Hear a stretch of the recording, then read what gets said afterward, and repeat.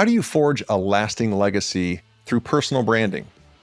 And is having a personal brand narcissism, or is it necessity in today's business world?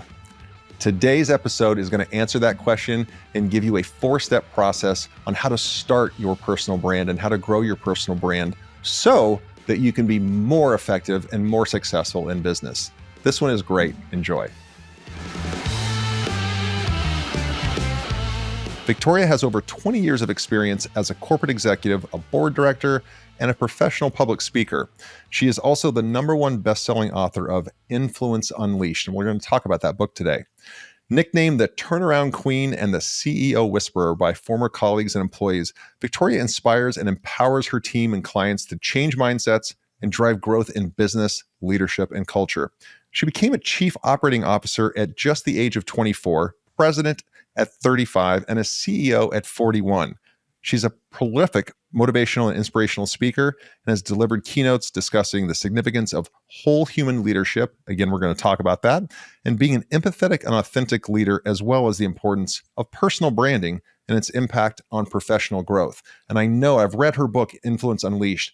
You are going to learn a lot about personal branding and why it's not a narcissistic venture. It's an important venture in today's world. So with that introduction, Victoria, welcome to the podcast.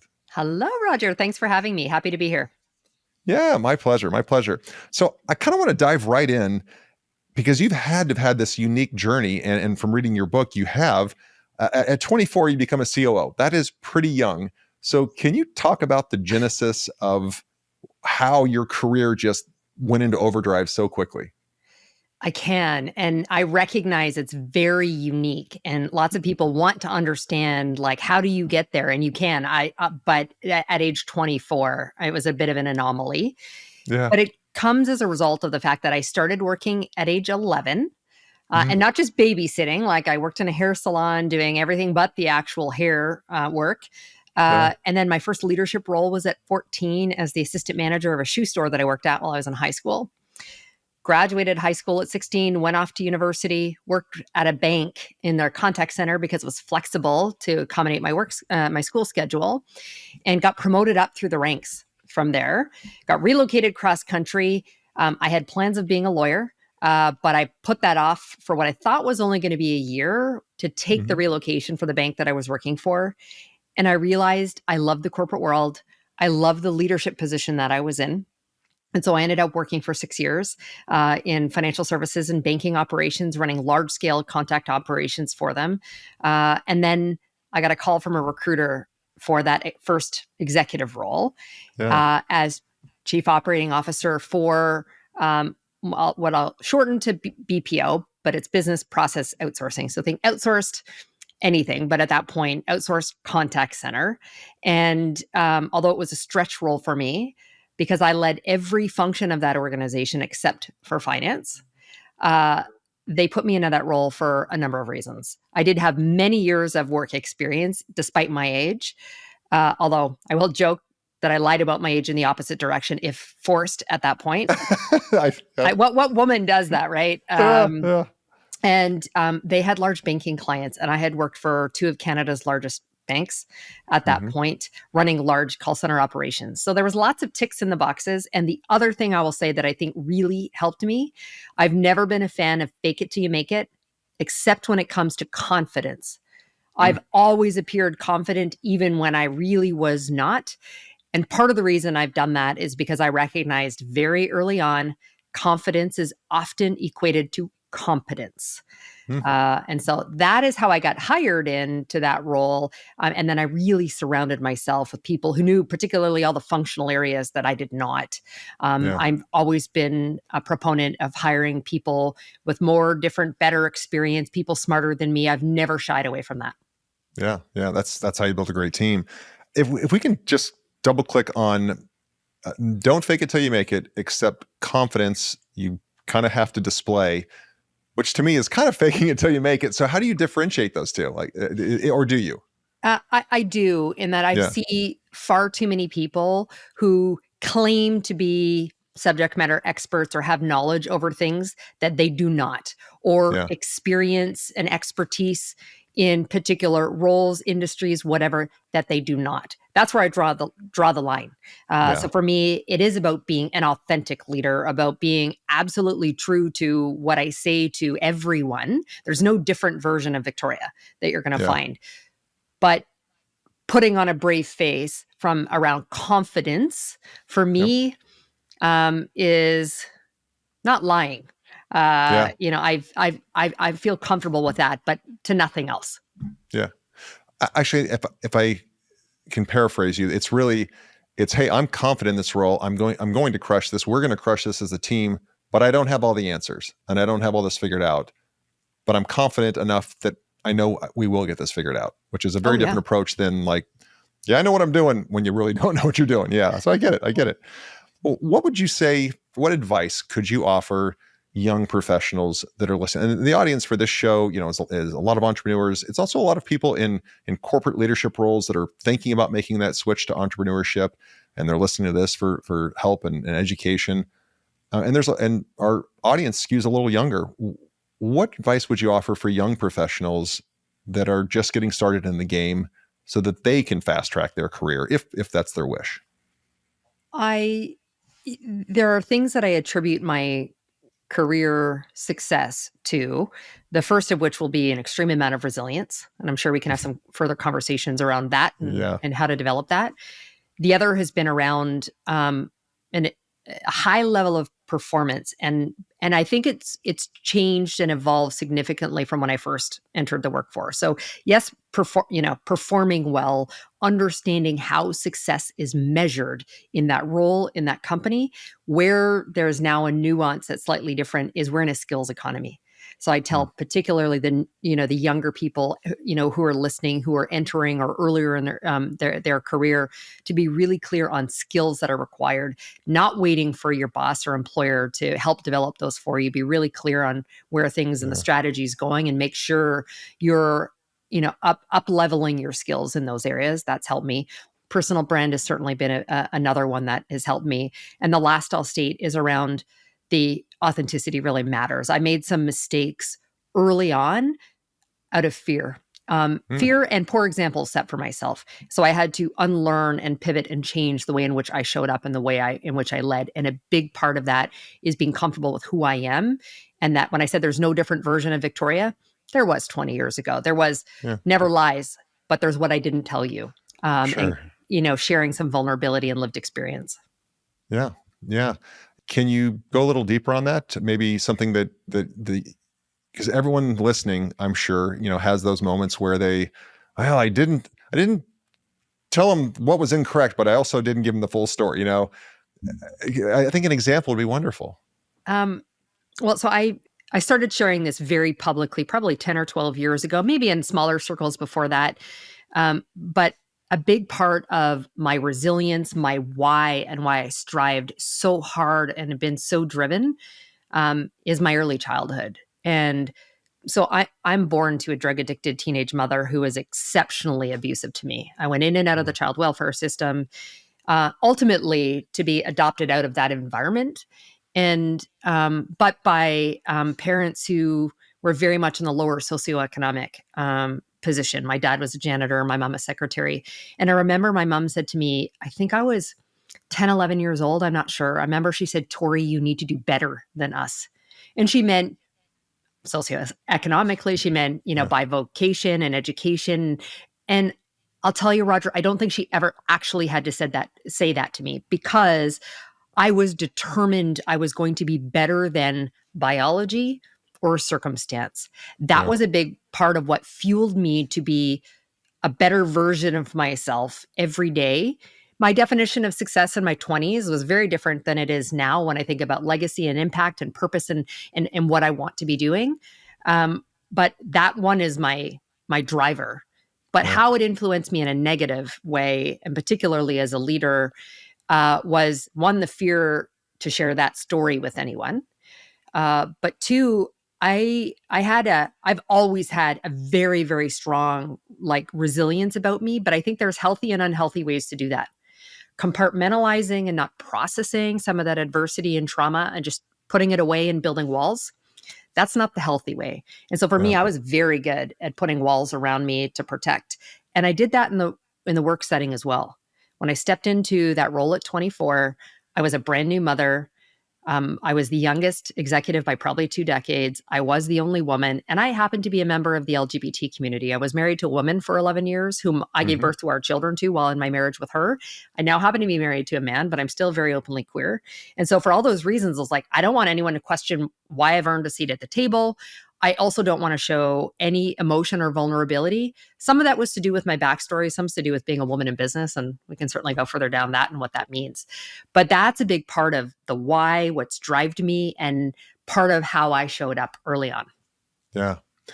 I really appreciate just how openly you share, because I know that helps people.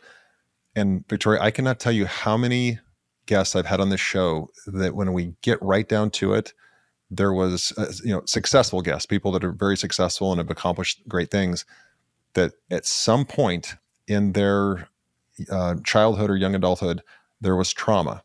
And that trauma almost puts a chip on our shoulder that we have something to prove. And maybe that's even to ourselves, let alone, maybe who caused the trauma or whatever.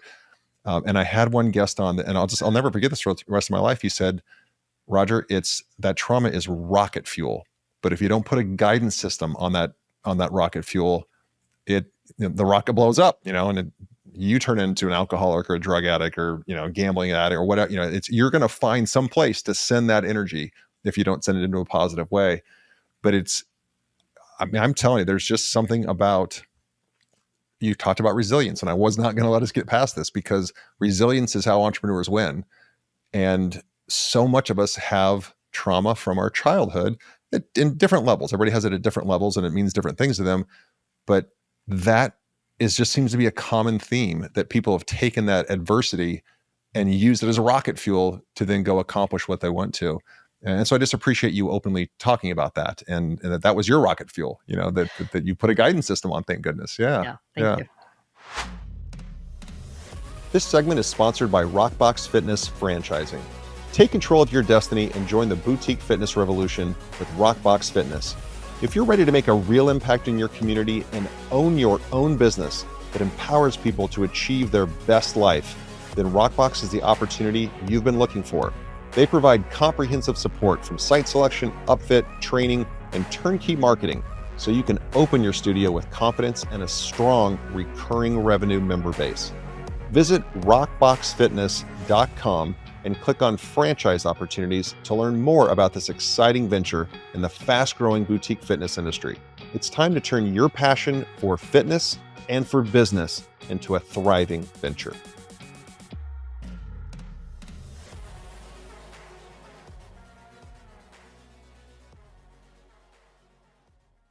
Tell us about whole human leadership, and I'm going to plead a little ignorance, that I wasn't familiar with that term before, and maybe it's your term, but I love that. So talk about whole human leadership. So it is my term. Okay, that's why. There we go. And although it comes from lots of different experts out there, and different terms like heart-centered, human-centered leader, like these kinds of things, and it evolved. One, because as I shared, I had to change the type of leader I was and the way I showed up. Two, I've worked for some good leaders and people I still call friends to this day, but I wouldn't say I've ever had a really great example or mentor. I've probably had the opposite of people that have shown up in ways that I was determined I'm going to be nothing like that. Yeah. And I've seen an incredible shift in evolution, and quite honestly, a demand from employees to be leading very differently. Yep. So whole human leadership is recognizing that we show up as our whole human selves every day. We can't park it at the door, particularly when you see we're operating it out of our homes. And even though we're now returning to much more of a hybrid kind of environment, but when you think about, and this is more of a demand of younger generation, but I think COVID changed the mindset for many as of multi-generations who want to be much more connected to purpose in the work that they do and feel like they're having an impact. And they want to work with leaders who are going to help support that, help with their own professional development. The Gen Zers of the world now view job stability, and you and I would both know there's no real such thing, but it's viewed very differently than certainly my parents' generation was. Sure. The younger generation looks at it around going back to that sort of skills economy. And how am I going to invest as a leader or as a company in them and their ongoing development for future? That's how they'll often, so when they're evaluating, a big part of it is looking at the talent development program, skills development. And then there's this, notion, you and I would both know that like people don't quit companies, they quit leaders. Mm-hmm. And that too, again, just given by this mindset shift has changed. And so there's an expectations for leaders to be very different, not the kind of command and control that certainly when I came into the workforce, that's what I Sure. experienced. And so they're wanting to work with leaders who are authentic, Yeah. who they build a trusted and real relationship with. And that comes with sharing our lived experiences, more about who we are. That comes with being vulnerable and showing emotion. It does not mean that it comes with a trade-off for strong performance management, but Yep. we're building a very different relationship with our employees that comes Yeah. with authenticity, vulnerability, the showing of emotions, trust, transparency in how we communicate. That's a very big one. So it's all of these things plus wrapped in things like that I certainly believe in around diversity and inclusion and embracing and seeing the unseen employee. Yeah. I love that you caveat it with, but it's not an excuse for a lack of strong performance management, because leaders sometimes will try to be friends with their employees to show their authentic self, but then they won't have the hard conversations when those are due. Yeah. People put down Gen Z so much, but I have two Gen Z children. I just see that they can bring out a better version of me as a leader. They demand a better version of me as a leader. Every generation's always said, the younger generation doesn't know what the hell they're doing. Every generation has said that. That's right. The boomers said that about me and Gen X, but Yeah. but it's but I think you're right. You can't just say jump through this hoop and I'll give you this much money. It's, hey, I need you to do this, but here's why we're doing it. Here's the purpose behind why we're doing it. Do you buy into why we're doing this? I'd love to get your buy-in. It is which demands a better type of leader. And you're right. People quit leaders, not jobs. And I share this with you. I've had a couple good bosses. One woman named Rita was probably my best boss and taught me the most, just the way she led. And I've had a couple others, but I've had so many more that are it was like, okay, that shows me exactly what not to do. I'm going to mark that down in my book. And if you ask, the crazy thing is, if you asked 100 people, have you ever had two great bosses in a row? I think you'd get maybe one hand, maybe if anybody raised their hand. And the fact that you wouldn't have 80 people out of the 100 raise their hand that have had two great bosses in a row, that's a sad state of affairs on leadership today. It really is. It is. And which I don't get. And I've worked for a lot of people, and there's a lot of times I'm wondering how in the hell did they get into this position? But it taught me what not to do. Taught me what not to do. Yeah. You also, and this is really tagging on to what you said about performance management. You have this no excuses mindset, and you're right about it. A no excuses mindset. Please speak to what that means to you. I'll tell you, Roger, my kids hate it because I use it at home as well. But it's really around taking accountability and taking control for our performance, our career, our brand, whatever it is. You're in the driver's seat. And so for me, and it's connected a little bit to resilience in that, and the way I sort of think of like the steps to maintain a healthy level of that is that, we can't necessarily control all of the challenge or adversity that's going to come our way. We have choice in how we respond to it. And so when crappy things happen to us, we can sit and wallow in it. We can play the victim, or we take control.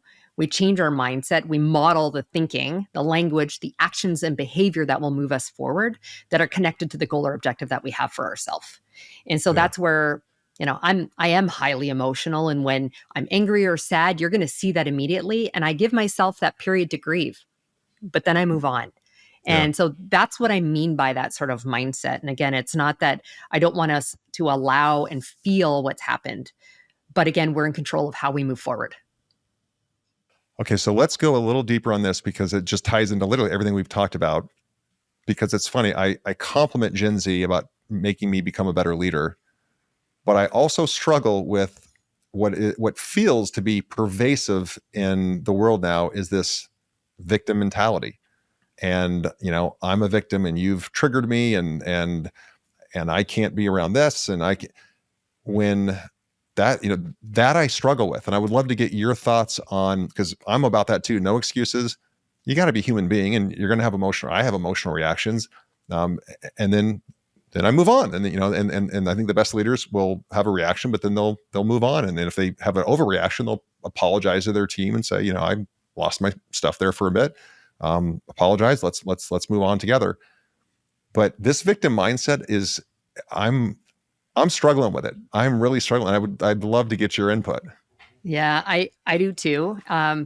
The good or bad, I am very self-aware. I am so much better at handling it in a professional setting than I am personally. And that's because I have a 24-year-old and a soon to be 20-year-old. And my youngest in particular is very good at this sort of victim mindset and wanting the easy button all the time. And I'm like, it doesn't work that way. Like, we have to put in the effort. And so I do struggle. And so for me, when I'm leading teams that have a little bit more of that kind of mindset, I do try and share more of my own personal experience. What got me to where I'm at, and I'm not saying it has to be the same for you, but it's not going to be what you're potentially talking about, has come with significant hard work and effort. Yes, I became an executive at a very early age, but I'd already had 13 years of work experience before I stepped into that role, 10 in a leadership role.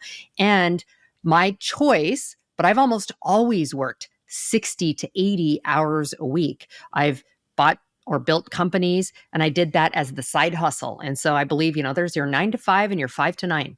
So if you're going to say you can't do something, or let's just take fitness. It's a lot easy for people to say, oh, there's not enough time. Well, did you go to bed at 2 a.m. because you were streaming Netflix all night? Right. Sure. Like, again, those are kind of the choice. And so I try and share my experience, and oftentimes in a storytelling way. So that doesn't feel so much like I'm like managing them, to get them on side to, what's going to be required to really be successful. Yeah. Yeah. Well, if you ever figure it totally out, please, I've got a 23-year-old and a 20-year-old. So if you figure it out, you give me a call.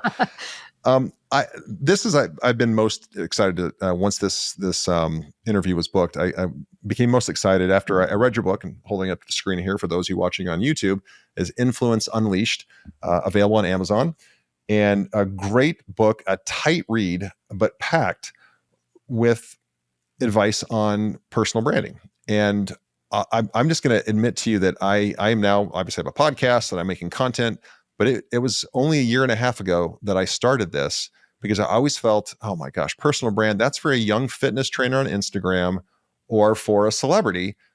But for a business guy, that's narcissism, man. I don't want to be that guy, walking around taking selfies and making, and then my eyes were open to the power of it. And now I love it. And I understand how beneficial it can be and how much it can help other people. But if you could, let's just take a deep dive here and talk about personal branding, talk about why it's important. And most importantly, if you could give the listeners like a 1, 2, 3 play to get started, because that's the hardest part, right? It's the hardest part is pulling out the phone the very first time. And having the courage to do that, the 10 seconds of insane courage to do that. So first, talk about what personal branding is, how it's benefited you, and then maybe just a short little playbook would be wonderful. Sure. So I came into personal branding, but I did not have the vernacular when I stepped into that first executive role 24 years ago. Actually, I just realized I turned 48 in 2 days. Happy so birthday. Thank you. And it's because I shifted from, retail banking into business to business. And it was and now I'm leading commercial teams and we're receiving RFPs. We need to go to conferences. So I was like, so without, again, the language around it, it was like, how do we differentiate ourselves as the brand of the company? But I recognized very early on, people do business with people they like and trust, and therefore want to do business with.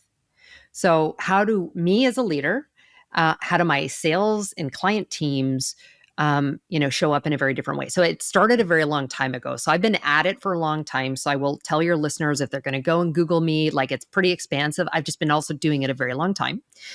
And it has benefited me tremendously, not just because myself and my teams, have become known as like the experts in the spaces we've operated in, but because people start to know who we are as humans and individuals. And I have now been a part of 40 merger, acquisition, or related transactions. Probably about half of those, a few of those for myself personally, the rest for the company I work for, of the 20, and then another 20 supporting clients. And some of that has meant corporate restructuring. I've left roles because of that, but I've always been recruited. And so my ability to navigate through a career, I've always been found as a result of that. So it's helped me dramatically in terms of moving on to new and more expansive opportunities for myself. And even my public speaking work, started to, and when I switched to starting to charge for the work that I did, came as a result of being more known. So it's helped me very much so. To the point where LinkedIn, and this is where I think you're right in the sort of shift you've made, and most people think it's like the Instagram and TikTok influencers, that this is what it means. LinkedIn has called it a social selling index. And that's just going back to like the whole notion of people doing business with people they like and they trust. And when I worked for IBM several years ago, 350,000 person organization at the time, LinkedIn ranked me as IBM's #1 social seller worldwide. Wow. And within a very short period of time of me having joined them. And that means more than your brand. It's also, how you engage with the network. It's a few other elements that it comes to calculating that. And so they had asked me to develop training for the rest of their executives at that point to help. And that's where I started doing a lot more of the coaching, and ultimately led to me thinking about the need to put pen to paper, so to speak. And what I realized is people were falling down at the first step. I believe that there's 4 foundational elements broadly to be having a successful personal brand. Most people think it's just like your subject matter expertise. What do I do? What did I go to school for? Is there an industry that I've got more expertise in than others? And so that's what shows up. And when you look at like on their LinkedIn headline, it's, their title and the company they work for, not a broader summary of who they are as a human. And I've seen it amplified dramatically because of a lot of the quiet quitting. I hate the phrase, but like just lots of turnover. And now, certainly at the, more of the executive level, I know we're having a strong economy and unemployment rate at certain levels, but at others, it requires strength of brand. And it's just what makes you stand out. So for me, the 4 elements. The one is absolutely, you do need to be clear on subject matter expertise or thought leadership and where you've had success in those areas. That's #1. But then you need to go beyond that to who are you as a person? What makes you you? What builds a hook or connection with people? So that's passions, values, interests, things that we know about you. Lived experience, for example, could fall in there. The next is what makes you different from others. If you're looking for a client to hire you and your firm, or you personally as a consultant, what is it? There's going to be other people who do exactly what you do. So what makes you unique? I call it your unique value proposition. And for me, one of those is my radical candor, to, borrow from Kim Scott around, the ability to be direct, but not brutal, from a place of care and compassion.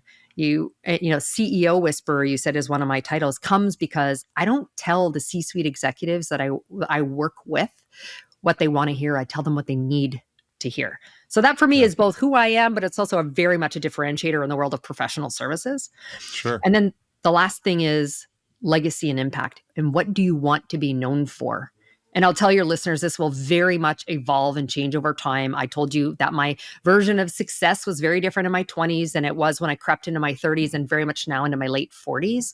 And so it will evolve and change. But I don't want to be known for all the M&A I've done, for like the sales, revenue, and profitability of the companies I worked for. For me, it's it needs to encapsulate all of who I am and connect it to purpose and impact, what mark I want to leave on the world. So that's making workplaces, communities, and the world a better place when I leave it than when I came into it. The fact that I will have raised two really good human beings, the fact that I fought for social justice and I was a massive advocate for these kinds of things, as well as being a business person. So it's all four of those things is kind of the blueprint, if you will. And thank you. And so when people finish Influence Unleashed and they put it down, what would you hope their first action would be after reading the book and consuming it and then setting it down? What would you hope that very next action would be?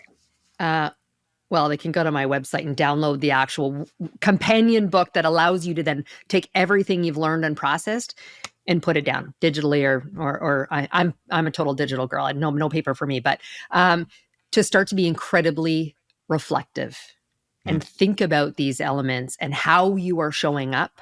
I do encourage you to ask some trusted people that will be honest with you, because perception is reality. I had a nickname as the Iron Maiden in my late 20s because I showed up a certain way. Well, so again, perception's reality. So no, I actually going to need to do something very different here. Not just in perception. I need to literally do something different. So I'm hoping that the call to action after reading that book is to really think differently about what we need to do and how we need to show up to create a strong brand that's connected to ultimately how you want to be known. And by the way, to your target audience, I will say is really important. Do not attempt to be all things to all people. Yeah. Niche down and then niche down again. Yeah, for sure. And people think they're going to, well, my audience will be too small. Have 1,000 raving fans versus, 10,000 half-hearted followers. But it's easier to say that than to actually embrace that. This segment is sponsored by Beamlight Sauna Franchising. Are you looking to take control of your destiny and own your own business? Do you want a great brand in a rapidly growing market? Well, Beamlight Sauna is a nationwide health and wellness franchise with amazing opportunities in select markets. You can bring the power of infrared sauna and red light therapy to your community while you build a thriving business. Beamlight Sauna offers support that includes site selection, build out, even pre-launch programs and turnkey marketing, so you can open your studio with a large recurring revenue member base. To learn more about business ownership and franchise opportunities in the fast-growing health and wellness space, go to beamlightsauna.com. That's BEEM lightsauna.com and click on franchise opportunities to learn more. I loved reading your book. Before I even ask you the next, I have 3 more questions for you. But before I even ask those, I just want to write. You said you started off and you talked about confidence. You exude confidence, but in a way of a person, of a woman who is just 100% comfortable in her own skin. Like, it's just obvious. I applaud you for that. Like, it's neat to see somebody who knows what their mission is, knows where they want to go, knows who they are, and has a message that helps people. You exude confidence. So you used that word earlier, and man, that's all I've experienced this interview, which has been great. Thank you. Yeah, you're very welcome. She didn't pay me to say that, by the way. She did not pay me to say that. Victoria, is there a book? I always love to ask my guests, is there a book that you've read? I'm a huge reader, avid reader, love business biographies, self-help books. But is there a book that you've read that you sat down and you laid it down and said, okay, wow, I will never think about this subject the same, or I'm going to take an action right now because of this?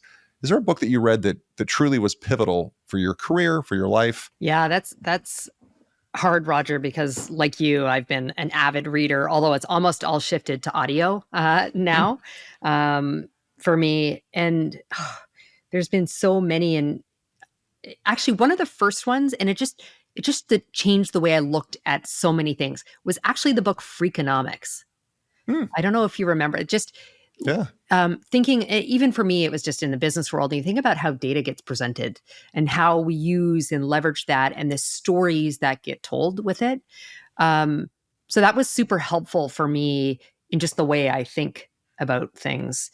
But I am a big fan also of Simon Sinek and Adam Grant, in large part because I've been maniacally focused over the last many years around leadership and about connectedness to purpose and my own why, and even just sharing that.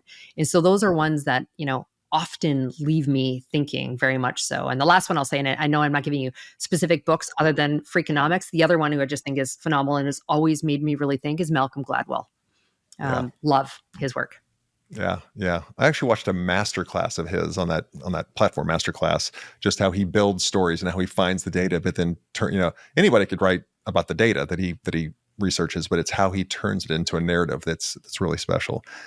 Couple last questions. This one's a little different. I'm really excited to hear your answer. If we fast forward to the end of your life and you've lived this amazing full life and, raised 2 amazing humans, all that, but we're at the end of your life and we're at your funeral and you're looking down from above or from wherever, and a loved one is reading your eulogy, but Victoria, they're only allowed to pick 3 words, descriptors, that describe the impact you had on them, on the world. What 3 words do you hope they pick that describe the life you lived?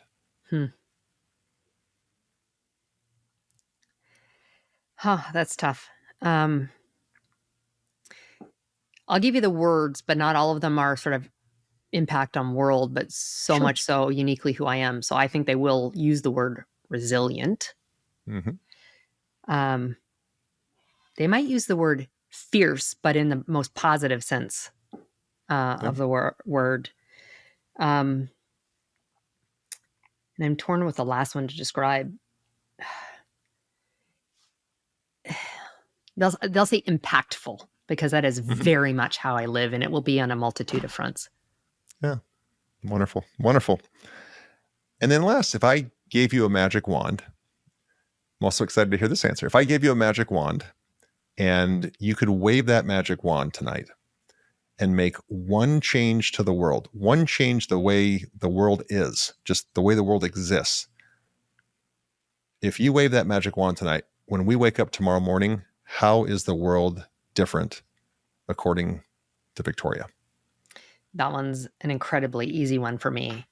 What a world that loves and accepts others. Yeah.